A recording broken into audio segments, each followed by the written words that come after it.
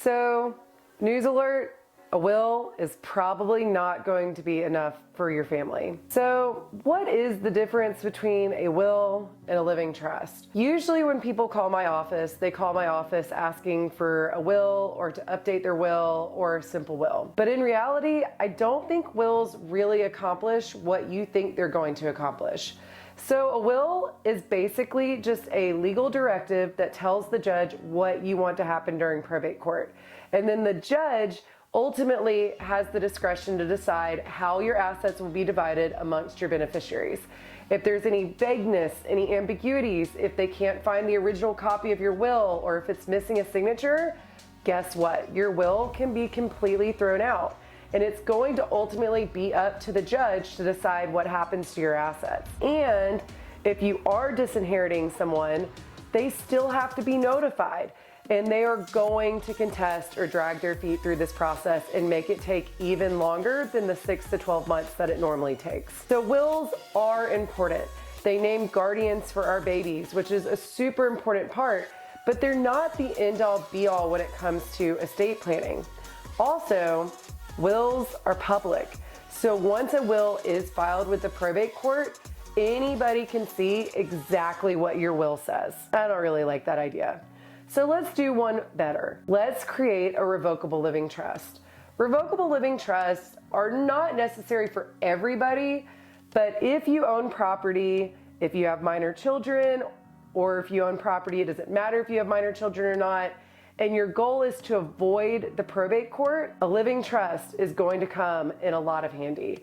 So what a living trust does is that it basically avoids the probate court process altogether.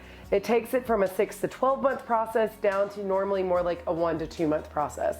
It's private, and on the back end, it's going to be much more stress-free for your kids and your family. So with a living trust, you can kind of think of it like a bucket that holds your assets for you.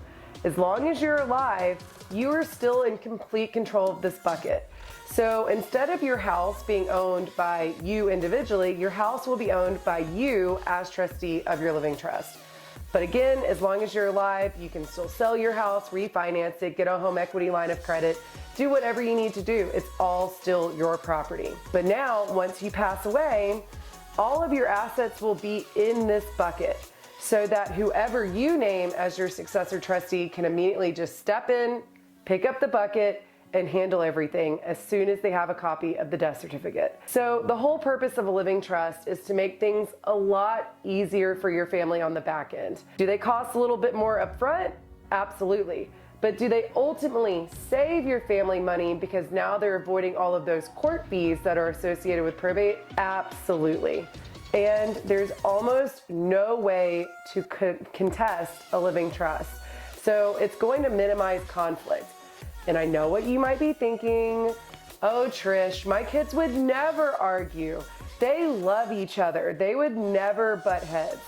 Y'all, grief and greed do crazy things to people. I hear the stories every day. So don't ever think that just because your kids are close, that they couldn't end up arguing over assets or your health care or anything like that. So it's important to always know that grief and greed makes people do crazy things, and there are things we can do to avoid it on the back end. So whether you need a will or a living trust is going to depend on your assets, your family, and your goals. But we're here to help you decide what makes the most sense for you.